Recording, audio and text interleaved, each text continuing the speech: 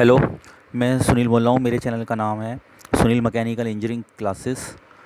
तो इस चैनल को आप सब्सक्राइब करते रहिए। इस चैनल पे मैकेनिकल इंजीनियरिंग से रिलेटेड टॉपिक्स मैं ऐड करता रहता हूँ, ताकि जो भी नया टॉपिक ऐड हो तो उसकी नोटिफिकेशन पहले से ही आपको मिल जाए। आज का जो टॉपिक है वो है mechanical devices for pressure measurement. ठीक है, तो आज हम प्रेशर मेज़रमेंट के बारे में पढ़ेंगे। तो सबसे पहले देखिए, प्रेशर मेज़रमेंट को पढ़ने से पहले हमें इसके कुछ बेसिक टर्म्स जो हैं, पद जो हैं, वो पता होने चाहिए। सबसे पहले आज जो हम डिस्कस करेंगे कि प्रेशर जो हम मेज़रमेंट कर रहे हैं, दाब बोलते हैं हिंदी में इसको, इसका जो हम मापन कर रहे हैं, तो प्रेशर यानी कि दाब की जो परिभाषा है, जो डेफिनीशन है, वो क्या होती है। तो प्रेशर की परिभाषा जो है वो ये होती है कि किसी सतह पर प्रति इकाई क्षेत्रफल पर लगाए जाने वाले लंबवत बल को दाब कहते हैं। इंग्लिश में इसको कहते हैं, if we apply a force on unit area of a surface and this force is perpendicular to that surface, then this force is to be called as pressure, that is force per unit area. Okay, तो इसमें एक महत्वपूर्ण बात यह है कि जो pressure लगना चाहिए वो सतह यानी सरफेस के परपेंडिकुलर लगना चाहिए। फिर है एटमॉस्फेरिक प्रेशर यानी वायुमंडलीय दाब। वायुमंडलीय दाब में एक वर्ड आ रहा है वायुमंडल यानी एटमॉस्फेयर। यानी यदि हम भारी किसी एक्सटर्नल सोर्स, बाह्य स्रोत की सहायता से फोर्स लगाते हैं वो तो सिंपल प्रेशर हो गया। लेकिन यदि वायुमंडल यानी कि एटमॉस्फेयर वही काम एटमॉस्फेयर करें तो उसको बोलते हैं हम एटमॉस्फेरिक प्रेशर। यानी एटमॉस्फेरिक प्रेशर जो है वो क्या होता है, एटमॉस्फेरिक प्रेशर जो है वो वायुमंडल द्वारा प्रति इकाई क्षेत्रफल किसका, किसी सतह का, यानी वायुमंडल द्वारा किसी सतह के प्रति इकाई क्षेत्रफल पर बल लगाया जाता है तो उसे वायुमंडलीय दाब कहते हैं। ठीक है, यानी जब एटमॉस्फेयर पर यूनिट एरिया पर किसी सरफेस की पर यूनिट एरिया पर फोर्स लगाता है तो उसको एटमॉस्फेरिक प्रेशर कहते हैं। प्रेशर का जो फार्मूला होता है वो ये होता है कि pressure F is equal to, pressure का जो फार्मूला होता है दाब का वो होता है P is equal to F upon A। F क्या है, बल, फोर्स, A क्या है, क्षेत्रफल, एरिया। यानी प्रेशर बराबर यानी कि दाब बराबर बल बटा क्षेत्रफल, फोर्स अपॉन एरिया। SI जो सिस्टम होता है हमारा, SI जो प्रणाली होती है उसमें प्रेशर की जो यूनिट होती है, इकाई होती है, वो होती है न्यूटन पर मीटर स्क्वायर। MKS जो सिस्टम होता है, MKS जो प्रणाली होती है उसमें जो प्रेशर की इकाई होती है, यूनिट होती है, वो होती है किलोग्राम फोर्स, KGF पर सेंटीमीटर स्क्वायर। जैसा कि हमें पता है कि 1 किलोग्राम फोर्स में 9.81 न्यूटन होते हैं। एक बार प्रेशर की यूनिट होती है, एक बार बराबर होता है, इक्वल होता है 1 इंटू 10⁵ न्यूटन पर मीटर स्क्वायर। और एक बार में अगर हम इसको और दूसरे तरीके से लिखें तो 0.1 इंटू 10⁶ न्यूटन पर मीटर स्क्वायर लिख सकते हैं, या 1 बार इजिकल टू 0.1 मेगा न्यूटन पर मीटर स्क्वायर।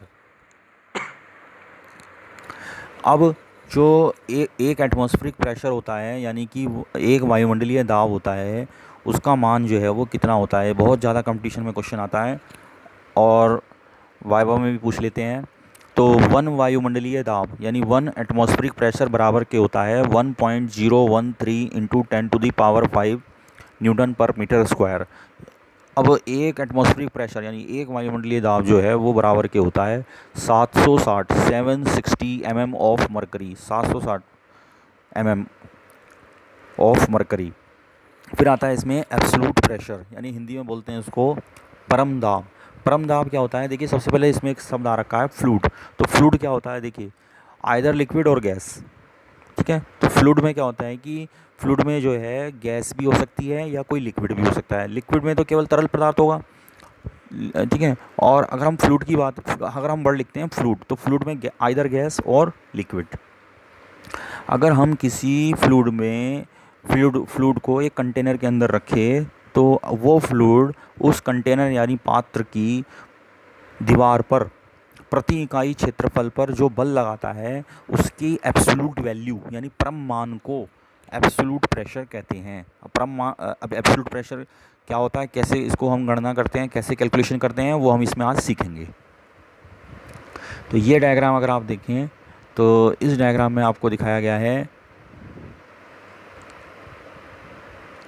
इस डायग्राम में आपको दिखाया गया है कि एक सरफेस दिखा रखी है इन्होंने, उस सरफेस में इसके ऊपर एक कॉलम रखा हुआ है और पर यूनिट इसका जो पर यूनिट एरिया है, ठीक है, टॉप ऑफ द एटमॉस्फेयर यानी weight of the air in the column applies A pressure two point x.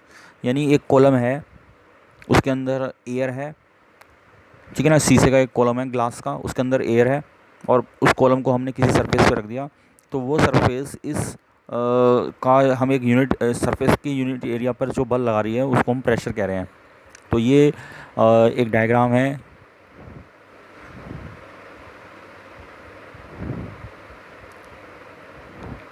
एक डायग्राम ये वाला है। इस डायग्राम में क्या है कि एक ट्यूब लेते हैं, ग्लास की ट्यूब लेते हैं, उसके अंदर जो है हम मरकरी को रख देते हैं। तो इसका मतलब क्या हुआ, इस ग्लास की ट्यूब को हम क्या करते हैं, उल्टा करके एक कंटेनर हो गया, ग्लास का ही कंटेनर मान लो है, पात्र है, उसके अंदर मरकरी भरा हुआ है, फिर इस ग्लास की ट्यूब को हमने उल्टा करके रख दिया इसके अंदर। अब आपको पता है कि जब एटमॉस्फेरिक प्रेशर है तो वो इस मरकरी के ऊपर प्रेशर लगाएगा तो मरकरी इस ग्लास की ट्यूब में ऊपर तक जाएगी। और कहाँ तक जाती है, मान लो ग्लास की ट्यूब की जो लंबाई है वो 1 मीटर है, तो ये ऊपर तक जाएगी 760 mm यानी 760 mm तक। तो इसका मतलब क्या हुआ कि ये जो हाइट है ये एटमॉस्फेरिक प्रेशर के अनुसार घटती बढ़ती रहती है। अब एटमॉस्फेरिक प्रेशर का मान सभी जगह एक समान नहीं रहता है, पहाड़ों पर हम जाते हैं तो एटमॉस्फेरिक प्रेशर की वैल्यू कम हो जाती है, और यदि हम समुद्र के नीचे जाएंगे तो इसकी वैल्यू और बढ़ती चली जाएगी। वहाँ पर क्या होगा, एटमॉस्फेरिक प्रेशर प्लस लिक्विड का प्रेशर भी उसमें आ जाता है। जितना ज़्यादा गहराई में जाएंगे उतना ज़्यादा एटमॉस्फेरिक प्रेशर की वैल्यू बढ़ती चली जाएगी।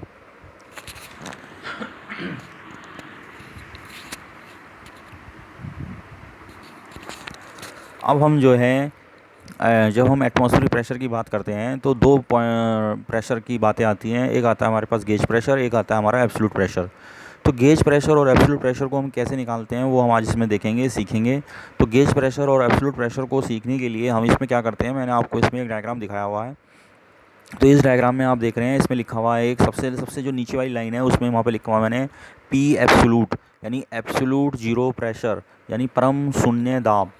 तो ये जो परम शून्य दाब है, ये यहाँ पर जो प्रेशर होता है यहाँ बिल्कुल जीरो होता है, एब्सोल्यूट वैल्यू यानी उसका जो परम मान है वो जीरो होता है, ठीक है। फिर इसके बाद आपको दिखा रखा है प्रेशर P1 और प्रेशर P2। तो आप यहाँ पर देख रहे हैं प्रेशर P1 और प्रेशर P2 के बीच में P एटमॉस्फेरिक है यानी वायुमंडलीय दाब भी है।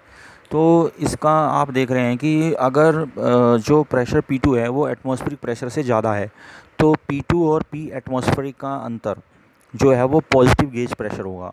इसके अलावा आप देख रहे हैं कि जो P1 है उसकी वैल्यू एटमॉस्फेरिक प्रेशर से कम है, तो P1 माइनस P एटमॉस्फेरिक करें तो हमारा आंसर नेगेटिव आएगा। तो इसको हम बोलते हैं नेगेटिव गेज प्रेशर और वैक्यूम प्रेशर। ये बहुत ही इंपॉर्टेंट चीज़ है। गेज प्रेशर्स क्या होते हैं, गेज प्रेशर्स दो तरीके हो गए, एक पॉजिटिव गेज प्रेशर और एक negative gauge pressure. Positive gauge pressure कब मिलेगा आपको, पॉजिटिव गेज प्रेशर मिलेगा जब प्रेशर जो है वो एटमॉस्फेरिक प्रेशर से ज़्यादा है। और नेगेटिव गेज प्रेशर या वैक्यूम प्रेशर कब मिलेगा, जब प्रेशर जो है वो एटमॉस्फेरिक प्रेशर से कम है। तो ये इसमें हमारी इंपॉर्टेंट चीज़ है यहाँ पर सीखने की। तो गेज प्रेशर्स क्या होते हैं, एक एग्जांपल के थ्रू हमने इसमें समझा रखा है। एग्जांपल क्या लिया हमने क्या करा कि एक प्रेशर P1 ले लिया 0.8 इंटू 10⁵ बार, एक प्रेशर P2 ले लिया हमने 2.2 इंटू 10⁵ बार। एटमॉस्फेरिक प्रेशर की वैल्यू हमें पता है कितनी होती है, 1.013 इंटू 10⁵ बार। एब्सोल्यूट प्रेशर की वैल्यू कितनी होती है, 0। तो अब हम अगर गेज प्रेशर निकालें, तो अगर हम पॉजिटिव गेज प्रेशर निकालें तो पॉजिटिव गेज प्रेशर मैंने आपको बताया कि पॉजिटिव गेज प्रेशर तभी निकालते हैं जब प्रेशर की वैल्यू एटमॉस्फेरिक प्रेशर से ज़्यादा होती है। यानी कि पॉजिटिव गेज प्रेशर यहाँ पे कितना होगा, P2 minus P atmospheric, P2 is greater then P atmospheric. Negative gauge pressure कब निकालते हैं, नेगेटिव गेज प्रेशर हम तब निकालते हैं जब प्रेशर की वैल्यू एटमॉस्फेरिक प्रेशर से कम होती है। यानी it will be equal to P1 minus P atmospheric यानी P1 is less than P atmospheric. इसको हम नेगेटिव गेज प्रेशर को हम वैक्यूम प्रेशर भी बोलते हैं। इसी तरह से हमने पॉजिटिव गेज प्रेशर निकाला हुआ है। तो पॉजिटिव गैस प्रेशर को की कैलकुलेशन की हुई है यहाँ पर, तो that is equal to P2 minus P atmospheric. तो P2 का मान रख दो इसमें 2.2 इंटू 10⁵ माइनस P एटमॉस्फेरिक का रख दो 1.013 इंटू 10⁵. टोटल आंसर हमारे पास आता है 1.187 इंटू 10⁵ बार। तो ये जो आया है ये हमारा पॉजिटिव गेज प्रेशर आया है। इसी तरीके से हम नेगेटिव गेज प्रेशर या वैक्यूम प्रेशर निकालते हैं, तो वो तब निकालते हैं हम जब प्रेशर की वैल्यू एटमॉस्फेरिक प्रेशर से कम होती है, यानी it will be equal to P1 minus P atmospheric. तो इसमें हम P1 का मान रखेंगे 0.8 into 10⁵ minus 1.013 into 10⁵. Total answer हमारे पास आता है -0.213 इंटू 10⁵ बार। तो अगर इसके दो तरीके हैं लिखने के, अगर हम माइनस साइन लगा रहे हैं तो हमें वैक्यूम प्रेशर लिखने की ज़रूरत नहीं है, अगर हम माइनस साइन हटा रहे हैं तो हमें वैक्यूम प्रेशर लिखना पड़ता है। उस समय ये पता चलता है कि हमारा आंसर नेगेटिव है, यानी -0.213 इंटू 10⁵ बार ये नेगेटिव गेज प्रेशर है, यानी ये गेज प्रेशर है, गेज प्रेशर नेगेटिव है। ठीक, अगर हम माइनस साइन हटा रहे हैं तो उसमें हम वैक्यूम प्रेशर लिखेंगे, तो that is equal to 0.213 into 10⁵ bar. तो माइनस साइन का मतलब ये है कि जो वैक्यूम प्रेशर है यानी ये एटमॉस्फेरिक प्रेशर से इतना कम है। अब हम और कैलकुलेशन करेंगे, एब्सोल्यूट प्रेशर के लिए कैलकुलेशन करेंगे। तो एक और मैंने आपको डायग्राम बनाया हुआ है कि अभी तक हमने सीखा था कि जो गेज प्रेशर्स हैं उसकी हम कैलकुलेशन किस तरीके से करते थे। अब हम इसमें ये सीखेंगे कि जो एब्सोल्यूट प्रेशर होता है उसकी जो कैलकुलेशन है, जो गणना है, वो हम किस तरीके से करते हैं। तो एब्सोल्यूट प्रेशर की गणना यानी कैलकुलेशन करने के लिए भी हम इस डायग्राम को देखेंगे। इस डायग्राम को जब हम ध्यान से देखते हैं तो इसमें हम देखते हैं कि इसमें भी मैंने आपको एब्सोल्यूट जीरो प्रेशर दिखा रखा है, P इक्वल टू 0। इसके अलावा प्रेशर P1 दिखा रखा है और प्रेशर P2 दिखा रखा है, और P1 और P2 के बीच में एटमॉस्फेरिक प्रेशर दिखा रखा है। तो यहाँ पर आप देख रहे हैं कि जो प्रेशर की वैल्यू 0 है वही जो है एब्सोल्यूट जीरो प्रेशर होती है, यानी परम शून्य दाब होती है। इसमें आप देख रहे हैं कि जो P2 है, P2 का मान जो है वो एटमॉस्फेरिक प्रेशर से ज़्यादा है और P1 का मान एटमॉस्फेरिक प्रेशर से कम है। ठीक है, इसके अलावा आपको पता ही है कि जो एटमॉस्फेरिक प्रेशर होता है, एटमॉस्फेरिक प्रेशर की जो वैल्यू होती है वो होती है 1.013 इंटू 10⁵ बार।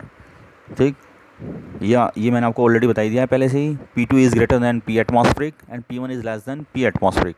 अब जब पॉजिटिव गेज प्रेशर निकालना होता है हमें, तो पॉजिटिव गेज प्रेशर को निकालने के लिए हम क्या करते हैं, पॉजिटिव गेज प्रेशर को निकालने के लिए जो है हम जो है जो हमें प्रेशर दिया रहता है उस प्रेशर में से एटमॉस्फेरिक प्रेशर को माइनस कर देते हैं। तो यहाँ पर P2 का मान ज़्यादा है एटमॉस्फेरिक प्रेशर से, तो पॉजिटिव गेज प्रेशर जो होगा यानी धनात्मक गेज दाब जो होगा that will be equal to P2 minus P atmospheric. तो इस तरीके से हम इसमें ये कैलकुलेशन करते हैं। मान लो कि ये जो हमारे पास पॉजिटिव गेज प्रेशर है ये हमें दिया हुआ है 0.8 इंटू 10⁵ बार। इसके अलावा नेगेटिव गेज प्रेशर तब निकालते हैं जब हमारे पास जो प्रेशर है उसका जो मान है, इसकी जो वैल्यू है वो एटमॉस्फेरिक प्रेशर से कम होती है। मान लो P1 की जो वैल्यू है वो P एटमॉस्फेरिक से कम है, यानी P1 minus P atmospheric is equal to minus 0.2 into 10⁵ bar, ये हमें दे रखा है। अगर हम इसका विदाउट साइन लिखें तो उसमें P एटमॉस्फेरिक ज़्यादा हो जाता है, minus P1 is equal to 0.2 into 10⁵ bar. ये नेगेटिव गेज प्रेशर की वैल्यू दी हुई है। अब हम एब्सोल्यूट प्रेशर जब हम निकालना चाहते हैं तो उसमें सिंपल फार्मूला है एब्सोल्यूट प्रेशर निकालने का, कि हम क्या करते हैं कि उसमें हम एटमॉस्फेरिक प्रेशर में गेज प्रेशर को जोड़ देते हैं। अब ये देखना है कि वो गेज प्रेशर अगर प्लस होगा तो वो प्लस हो जाएगा, अगर वो गेज प्रेशर नेगेटिव होगा तो वो नेगेटिव हो जाएगा। सिंपल फार्मूला क्या है, अगर हमें एब्सोल्यूट प्रेशर निकालना है तो सिंपल हम एटमॉस्फेरिक प्रेशर में गेज प्रेशर को जोड़ देते हैं, यानी अगर हमें गेज प्रेशर दे रखा है तो उसमें बस हमें क्या करना है, एटमॉस्फेरिक प्रेशर को उसमें जोड़ देना है। अगर वो गेज प्रेशर पॉजिटिव है तो वो प्लस हो जाएगा, अगर वो गेज प्रेशर नेगेटिव है तो वो गेज प्रेशर को माइनस साइन के साथ लिख देंगे बस। यानी अगर आपको लिखा हुआ है कि वो वैक्यूम प्रेशर दिया हुआ है या आपको नेगेटिव गेज प्रेशर दिया हुआ है तो उसमें माइनस साइन लगा देंगे बस। बाकी सिंपल है कि अगर आपको गेज प्रेशर दिया हुआ है तो उसमें एटमॉस्फेरिक प्रेशर उसमें हम जोड़ देते हैं, जैसे कि इस कैलकुलेशन में दिखाया हुआ है। आपको एटमॉस्फेरिक प्रेशर की वैल्यू पता ही है कितनी होती है, 1.013 इंटू 10⁵ बार। और मान लीजिए जो आपको गेज प्रेशर दिया हुआ था वो यहाँ पे नेगेटिव गेज प्रेशर दिया हुआ है, वैक्यूम प्रेशर है, तो उसमें माइनस साइन लगा देंगे, माइनस 0.2 इंटू 10⁵। तो आंसर आपका आ जाता है 0.813 इंटू 10⁵ बार। तो दिस इज़ वैक्यूम प्रेशर, निर्वात दाब। इसी तरीके से pressure P2 is greater than यानी प्रेशर P2 की वैल्यू जो है ज़्यादा है वो एटमॉस्फेरिक प्रेशर से, तो उसकी प्रेशर P2 का एब्सोल्यूट वैल्यू हमें निकालनी है। तो उसमें हम क्या करते हैं, गेज प्रेशर में एटमॉस्फेरिक प्रेशर को ऐड कर देते हैं। यानी एटमॉस्फेरिक प्रेशर कितना है, 1.013 into 10⁵ plus 0.8 into 10⁵। Total answer आ जाता है हमारे पास 1.813 इंटू 10⁵ बार। तो इस तरीके से हमने यहाँ पे सीखा कि कैसे हम गेज प्रेशर निकालते हैं, और यदि हमें गेज प्रेशर दिया हुआ है तो उससे हम कैसे एब्सोल्यूट प्रेशर निकालते हैं।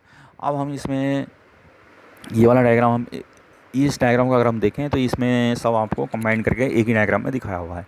इसमें आप सबसे नीचे वाली जो लाइन है वो एब्सोल्यूट जीरो प्रेशर को दिखा रही है, बीच वाली लाइन जो गाढ़ी लाइन है वो डार्क लाइन है वो एटमॉस्फेरिक प्रेशर को दिखा रही है, सबसे ऊपर वाली जो लाइन है वो प्रेशर को दिखा रही है जो कि दैट इज़ ग्रेटर दैन, जो कि ज़्यादा है एटमॉस्फेरिक प्रेशर से। उससे नीचे वाली line pressure below atmospheric pressure. तो गेज प्रेशर्स दिखा रखे हैं, पॉजिटिव गेज प्रेशर्स कैसे आए, नेगेटिव गेज प्रेशर कैसे आए, और एब्सोल्यूट प्रेशर्स कैसे आए। ठीक है, तो अब आपको ये देखना है आप कैसे डिसाइड करेंगे कि जो वैक्यूम प्रेशर, आपको कोई प्रेशर दिया हुआ है वो वैक्यूम प्रेशर है या नहीं। तो वैक्यूम प्रेशर चेक करने का तरीका यही है, अगर जो आपको प्रेशर दिया हुआ है उसका मान 1.013 इंटू 10⁵ बार से कम है तो वो एब्सोल्यूट प्रेशर है, लेकिन वो वैक्यूम प्रेशर है, यानी कि उसका मान वायुमंडलीय दाब से कम है। ठीक है, तो उसमें फिर हम गेज प्रेशर निकाल सकते हैं। ठीक है, अगर प्रेशर का मान 1.013 इंटू 10⁵ बार से ज़्यादा है तो उसमें जो गेज प्रेशर आएगा वो पॉजिटिव आएगा। अगर प्रेशर का मान 1.013 इंटू 10⁵ बार से कम है तो उसमें नेगेटिव गेज प्रेशर निकालेंगे, यानी वैक्यूम प्रेशर निकालेंगे। अब हमारे पास एक इंस्ट्रूमेंट का हम इसमें आज डिस्कस करेंगे कि डिफरेंशियल मैनोमीटर जो है वो क्या होता है। तो डिफरेंशियल मैनोमीटर जो है वो क्या होता है, तो डिफरेंशियल मैनोमीटर को समझने के लिए जो है हम इसके पहले डायग्राम को देखेंगे।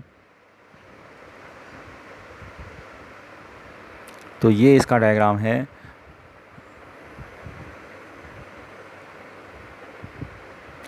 तो ये जो डायग्राम आप देख रहे हैं इसका डिफरेंशियल मैनोमीटर का, तो डिफरेंशियल मैनोमीटर के डायग्राम को हम देखते हैं। तो जो डिफरेंशियल मैनोमीटर है इसे हिंदी में बोलते हैं विभेदी मैनोमीटर। डिफरेंशियल मतलब विभेदी यानी अंतर, डिफरेंस मैनोमीटर। तो यह एक मैकेनिकल डिवाइस है, यानी कि यांत्रिक युक्ति है। इसका प्रयोग हम कहाँ करते हैं, फ्लूइड के, किसी फ्लूइड के प्रेशर को, दाब को मापने में करते हैं। फ्लूइड मतलब आइदर लिक्विड और गैस, या तो वो लिक्विड होगा या गैस होगा। इसमें हम जो हम लिक्विड का प्रयोग करते हैं प्रेशर नापने के लिए वो या तो मरकरी होता है या पानी होता है। इसमें आप जैसे डायग्राम में देख रहे हैं, इसमें एक यूके शेप की, यूके आकार की एक ट्यूब होती है जिसमें एक उपयुक्त तरल यानी कि फ्लूइड भरा रहता है। ठीक है, इसके एक सिरे पर रेफरेंस प्रेशर यानी संदर्भ दाब और दूसरे सिरे पर अज्ञात दाब यानी अननोन प्रेशर, जिसका हमें प्रेशर नापना है, वो होता है। तो अज्ञात दाब और ज्ञात दाब, तो अज्ञात दाब के लिए हमने P1 है और संदर्भ दाब यानी रेफरेंस प्रेशर के लिए P2 है। रेफरेंस प्रेशर का मतलब है कि ये हमें पता है, और अज्ञात दाब का पता है कि ये अननोन है, ये हमें पता नहीं है। तो जो वायुमंडलीय दाब होता है वो NTP पर वो जो उसकी वैल्यू होती है वो 160 mm पारे के कॉलम के स्तंभ के बराबर होती है। ठीक है, इस प्रकार मापे जाने वाले दाब का मान पारे के स्तंभ की ऊंचाई का माप ज्ञात कर प्राप्त किया जा सकता है। यानी कि जो पारा है वो कितना इसमें ऊपर चढ़ेगा, वो उसकी हाइट अगर हम निकाल लें तो हम उससे प्रेशर की वैल्यू निकाल सकते हैं। जैसे कि इस डायग्राम को जब हम देख रहे हैं, तो जब हम डायग्राम को देख रहे हैं तो इसमें क्या है कि जैसे संदर्भ दाब या रेफरेंस प्रेशर P2 है, ये हमें पता है। ठीक है ना, और अज्ञात दाब यानी अननोन प्रेशर, मान लो ये इसकी वैल्यू को हमें निकालना है। कैलकुलेट करने के लिए हम क्या करते हैं, इस U2 मैनोमीटर को, जिसका हमें अननोन प्रेशर निकालना होता है, वहाँ से उसको जोड़ देते हैं। अब जो उसको फिर जो अननोन प्रेशर निकालना है जिस लिक्विड का, मान लीजिए किसी लिक्विड का निकालना है, तो वो लिक्विड जो है वो इस U2 में आएगा। तो मान लो इसमें मरकरी भरा हुआ है। ठीक है ना, जो ब्लैक ब्लैक आप देख रहे हो, ये मान लो ये मरकरी भरा हुआ है। अब मान लो प्रेशर P1 का मान ज़्यादा है। ठीक है, तो क्या करेगा कि वो मरकरी को प्रेस करेगा नीचे की तरफ, और मरकरी दूसरी साइड में जो है वो ऊपर की तरफ चढ़ जाएगा। तो जितना मरकरी की हाइट में वेरिएशन आएगा h, स्मॉल h, उसको हम यहाँ से नोट कर लेते हैं। बस ये इसमें मेन है। फिर इसके बाद जो है हम फार्मूले में वैल्यू रखते हैं। फार्मूले में जो हम वैल्यू रखते हैं वो कैसे रखते हैं, देखिए फार्मूले में वैल्यू रखते हैं P1 minus P2 is equal to H into P1 आपको पता ही है, P1 क्या है आपको अननोन प्रेशर, P2 क्या है आपका नोन प्रेशर, और W1 क्या है जो हमारा अननोन था, वो फ्लूइड था उसका आपेक्षिक भार यानी स्पेसिफिक वेट, और W2 क्या है वो पारा, हमने यहाँ पे मान लीजिए हम यूज़ कर रहे हैं जो ब्लैक ब्लैक आपको दिखाया हुआ था उसका आपेक्षिक भार यानी स्पेसिफिक वेट ऑफ मरकरी, और स्मॉल h क्या है दावांतर के अनुसार पारे की ऊंचाई यानी height of mercury according to pressure difference, rho क्या है डेंसिटी यानी घनत्व, और जी क्या है एक्सेलरेशन ड्यू टू ग्रेविटी यानी गुरुत्वीय त्वरण। तो डब्ल्यू स्मॉल डब्ल्यू बराबर क्या होता है रो इंटू जी यानी density into acceleration due to gravity. ठीक है, तो इसमें हम क्या करते हैं कि रो वन और रो टू लेते हैं।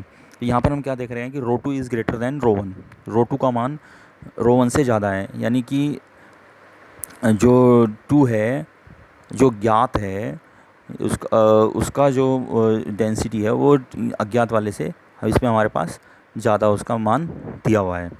ठीक है, तो इसके बाद हम क्या करते हैं कि इसमें हम इस रो वन जो है मान लो तरल का घनत्व है और रो टू जो है वो पारे का घनत्व है, फिर हम इसमें वैल्यू इसमें हम रखते हैं और ट्रांसफ़र करते हैं, तो इससे हम मान इसका ज्ञात कर सकते हैं, यानी कि P1 minus P2 is equal to H into rho two into ji minus rho one into जी। तो h जो है वो हाइट जो पारे की जो हाइट है डिफरेंस आया तो वो आ जाएगा। ठीक है, और डेंसिटी हमें पता ही होगी जो अज्ञात है अननोन जिसका लिक्विड है उसका हम या गैस है हम प्रेशर मेजर कर रहे हैं उसकी हमें डेंसिटी पता ही होगी। तो रो वन हमें पता हो गया, h पता लग गया हमें। ठीक है, P2 हमें पता ही है और रो टू भी पता ही है क्योंकि मरकरी का हम इसमें प्रयोग कर रहे थे।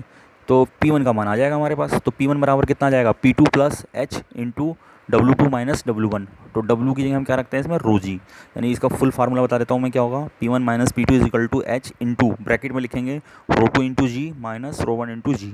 तो इस तरीके से हम इस डिफरेंशियल मैनोमीटर का प्रयोग करके विविधि मैनोमीटर का प्रयोग करके हम प्रेशर अननोन प्रेशर की गणना कर सकते हैं। तो मेरे चैनल का नाम है सुनील मैकेनिकल इंजीनियरिंग क्लासेस, इसको आप सब्सक्राइब करते रहिए। एक बार मैं आपको सारा मटेरियल व्यू करा देता हूँ, इसको आप देख लीजिए। तो इस चैनल को सब्सक्राइब करते रहिए और टॉपिक में इसमें आपको ऐड करता रहूँगा।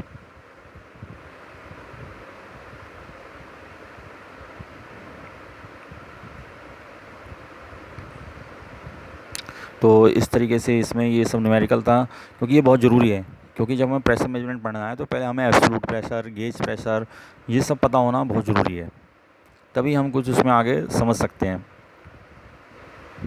अन्यथा उसमें हमें कुछ समझ में नहीं आएगा। ठीक है, तो आशा करता हूँ आपको ये सब समझ में आ गया होगा।